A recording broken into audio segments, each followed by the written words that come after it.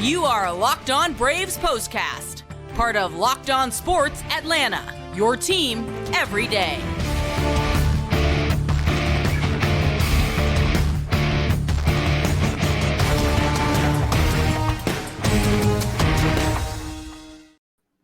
And hello and welcome in to the Braves POSTCAST, part of Locked On Sports Atlanta. It's a much better day for the Atlanta Braves, who have been looking for wins in bunches in the second half and just haven't really been able to find them. That is, unless they're playing the Milwaukee Brewers. And these two clubs meeting for the second time in 1 week, and the Braves continued what was some success last weekend up in Milwaukee and picked up a victory. 10-7 the final score in the opener of this three-game set. We've got a lot to talk about on this edition of the show. As always, I'm Grant McAuley, joined by Jake Mastroianni. And before we get started with some of the things we really wanted to see, the Braves offense in particular, some hitters looking for some big days at the plate. They got those big days, and the Braves were able to turn, I believe, what would be, I think, referred to maybe as an impromptu bullpen game into a victory over the Brewers. Make sure to subscribe here on YouTube to Locked On Sports Atlanta. Go ahead, click the bell to get notified every time we drop a new episode. Leave a like, a comment, all those good things that helps us grow the community. And make sure to subscribe to Locked On Braves wherever you get your podcast. Jake, the Braves needed the offense to kind of wake up. I think that sets a tone for this club more times than not, particularly with the strain that the pitching staff has been under. And the Braves offense delivered on this night to pick up a series opening win against the Brewers. They did, as you mentioned, more so just because of where the pitching staff is right now. You've really been leaning on that offense to kind of put up some big numbers like they've done a lot this year. And fortunately, as you said, was somewhat of an impromptu bullpen game. Fortunately, they were able to do that and get enough runs to get a win. Yeah, you don't plan on using 7 pitchers every night, but the Braves were able to do it. Coming off the off day, maybe some good news about someone who could be returning to the Braves bullpen we'll get into later, but really I think the offense was center stage here on this night. Let's jump inside the box score. The line score of this game, the 101st of the year for the Braves. They're now 65-36 on the season. Atlanta with 10 runs, 15 hits, no errors, 8 men left on base. The Brewers, meanwhile, 57-47, 7 runs, 11 hits, no errors, and 6 men left aboard for the visiting club.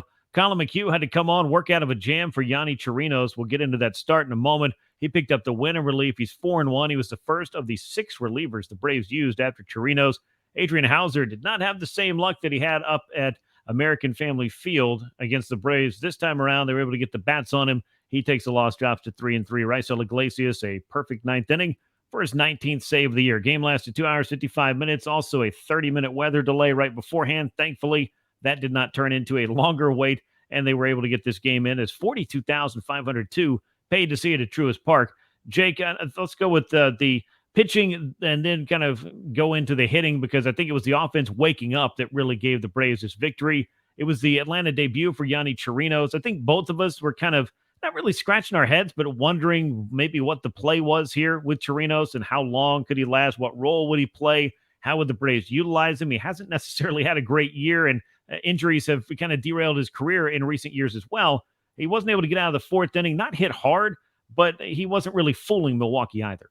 He wasn't. And yeah, you're right. The move to bring him in and start him maybe over some other options out there was a bit, of a question for the Atlanta Braves, but he was really 1 pitch, 1 out away from having an okay outing in this one. It really kind of changes a lot of things there. If he doesn't give up that hit to Joey Wiemer there that scores the 2 runs, gives the Brewers the lead there, we maybe look at this outing a little bit differently. But he's a 2-pitch pitcher at this point. It's a sinker splitter. It's really what he's been primarily focusing on. That splitter is really good. And when it's a pitch that's on for him, he can have a lot of success. You mentioned it. Not a lot of hard contact tonight. 85 mile per hour average exit velocity against. Hardest hit ball he gave up was 97 miles per hour. He had 10 swings and misses on 30 swings. So it's a pretty decent whiff right there. So maybe the Braves see something in there. I don't know necessarily as a starter, but perhaps maybe in a reliever role with that splitter. I think maybe he's someone down the road that maybe they turn into a solid, long reliever.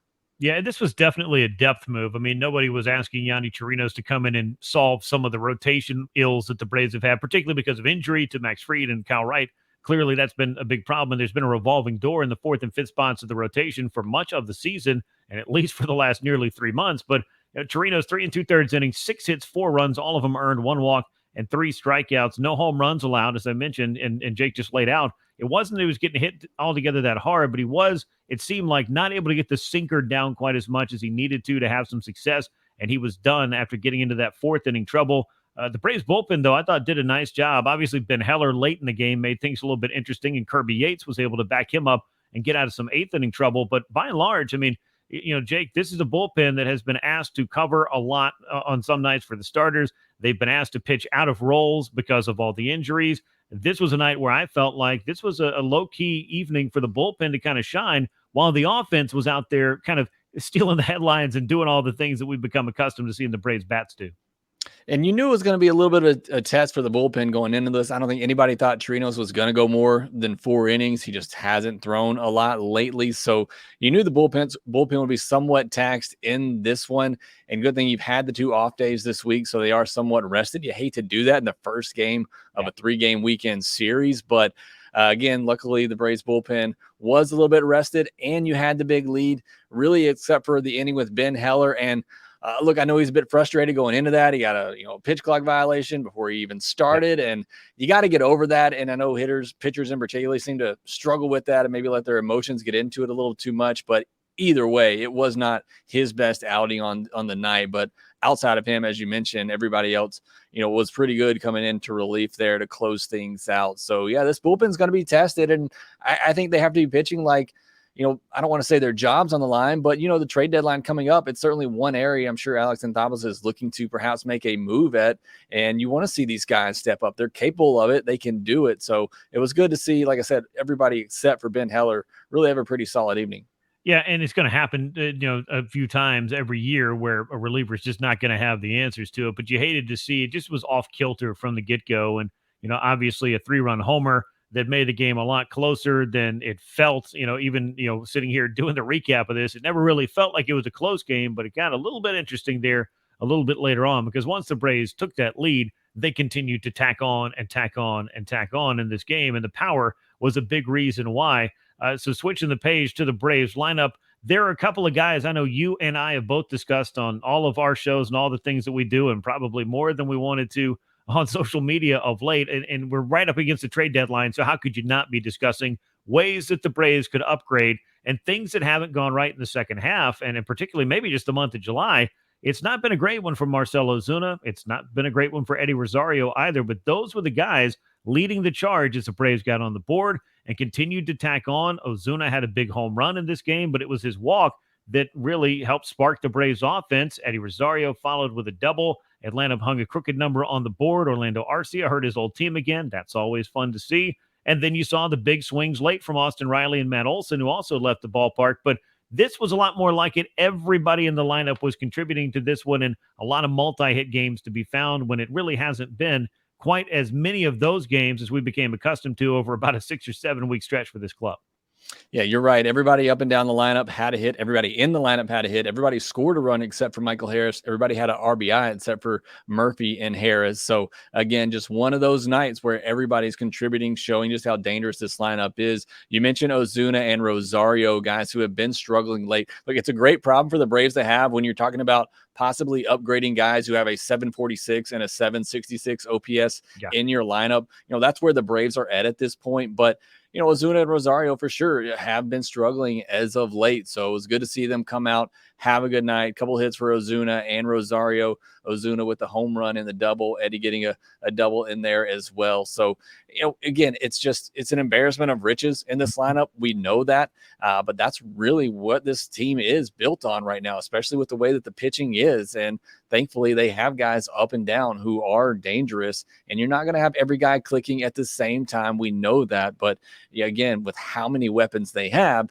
you're bound to have at least 2 or 3, sometimes even more than that, going each and every night. This night, they had pretty much everybody. Yeah, some peaks and valleys of the seasons, I think, particularly for Marcell Ozuna and for Eddie Rosario, where it seems like, there's a while that they can't buy a hit. Then all of a sudden they go on, I guess what we're calling as a heater these days. And maybe this will be the start of something for both of these guys. Ozuna and Rosario kind of powering up the lineup, both 2 for 4. The homer, run knocked in, 3 runs scored, and a walk for Ozuna. Double, 2 runs knocked in, and a run scored for Eddie Rosario. And then Austin Riley and Matt Olson going back-to-back in the 7th inning. Homer number 23 for Riley. I believe that's 7 in his last 10 games for Matt Olson. He continues to be one of the top home run hitters in baseball. He's got 33 of those and leading the National League, and he's got 82 RBI as well, 2 for 4 with 2 runs knocked in for him. Austin Riley 2 for 4 with a walk as well. So these are the guys that you want to see doing their thing. We just talked about a couple of guys that needed to get going, and you can throw Sean Murphy in there as well. It's been kind of a cold second half for him.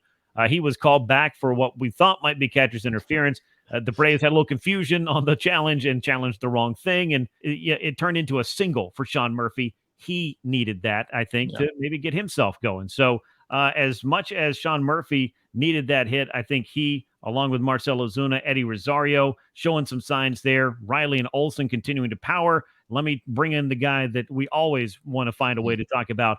How about Ronald Acuna Jr. on base 4 times on this night, 49th stolen base, little of everything for the Braves lineup. He was just up and down in Acuna, 1 stolen base away from 50 stolen bases on the year. I mean, what a season he is having. 2 hits, 2 walks. I mean, getting on base just about every time he comes up there. I mean, he's just truly incredible table setter at the top of the order. And then, like I said, you get those guys behind him going. You're getting the home runs from Austin Riley, Matt Olson. What about that home run from Matt Olson? Pitch down below the zone. He's able to golf it out over that big wall in right center. I mean, he's just, the power is incredible. You know this, but Ronald Acuna Jr., I mean, it all starts with him at the top and what he's done this year.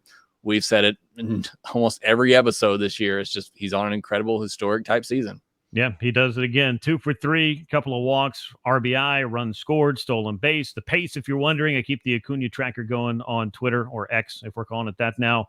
37 home runs, 79 stolen bases. His next steal would make him the first Brave since Otis Nixon in 1991 to surpass 50 steals. And that, of course, was the year that Otis stole 72 to set the modern franchise record. And Acuna has a chance at that as well. And he's shown no signs of slowing down when it comes to trying to steal some more bases. So over the final 61 games, he's got a shot at a little bit more history on top of a shot at 40-40 or doing something we've never seen before, like a 40-50, 40-60, 40-70 type of season, which is just mind-boggling to try to just wrap your mind around. It's good luck with it. I haven't figured out quite a way to do it, but a great night for the Atlanta offense. Marcell Ozuna, Austin Riley, and Matt Olson with the home runs for Atlanta.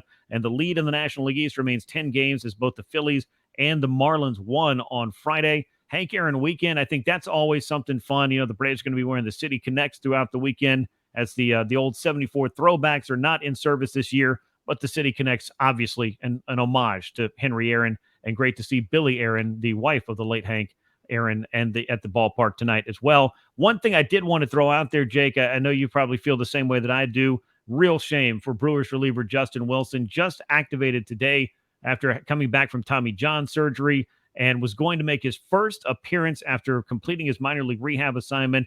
Something went wrong for him in the bullpen. He was not able to pitch. That's a situation where you just keep your fingers crossed and say a little prayer, if that's your thing as well, that maybe this is not the major for him, because your heart just goes out to him, because that's a tough situation.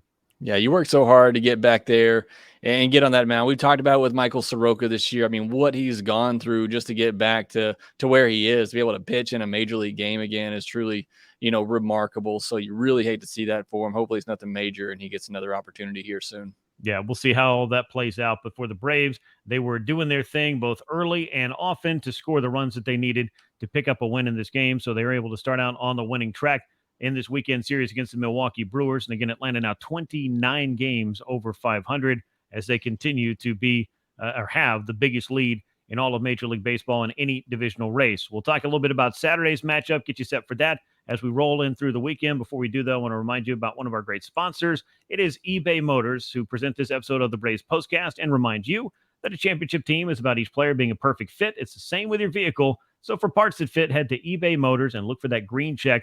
Stay in the game with eBay Guaranteed Fit. ebaymotors.com. Let's ride. eBay Guaranteed Fit's only available to U.S. customers. Eligible items only, and exclusions apply. As far as game 2, we're going to see our old friend Julio Teheran on the mound for the Brewers. It's Bryce Elder looking to make it back-to-back good starts against the Brewers. He's 7-2. Teheran, he looked good against the Braves last time out, too. He's 2-4 on the year. What do you expect from this matchup, Jake? I'm expecting the Braves offense to do a little bit better against Julio Teheran this time around. Certainly hope that's the case, put up a big number, but more so with the way the starting pitching has been, having to use a lot of bullpen arms. Don't really know who's going on Sunday yet. You need a big outing from Bryce Elder here. You need him to give you some length in this game. And then, like I said, hopefully the offense can have a little bit more luck against Julio Teheran this time around. Braves can go ahead and get a win, get this series wrapped up, and go for a sweep on Sunday. That would be good. It would be a great weekend, and especially with the Braves, one of Hank Aaron's clubs, playing the Brewers, his other club that he finished his big league career with. It would be great for Atlanta to pay a little homage in the city in which Hank set that big-time record, one of the biggest records in all of sports back in 1974 when he broke Babe Ruth's home run record. And again, the City Connects, they are inspired a lot, I think, by the 715 and all the things that go with it and all the things Hank Aaron that go into that particular uniform design. They'll be back at it on Saturday wearing those City Connects. Braves will have Bryce Elder against Julio Teheran. Game 2 is set for 7:20 p.m. Eastern Time at Truist Park. That'll wrap us up here on the Braves Postcast, part of Locked On Sports Atlanta. Make sure you're subscribed on YouTube. Hit the bell to get notified. Leave a comment, a like, all of those good things. And make sure you're subscribed to Locked On Braves wherever you get your podcast. Once again, Atlanta with a 10-7 win over Milwaukee to open up the 3-game weekend series. For Jake Mastroianni, I'm Grant McAuley. We will catch you next time. And until then, so long, everyone.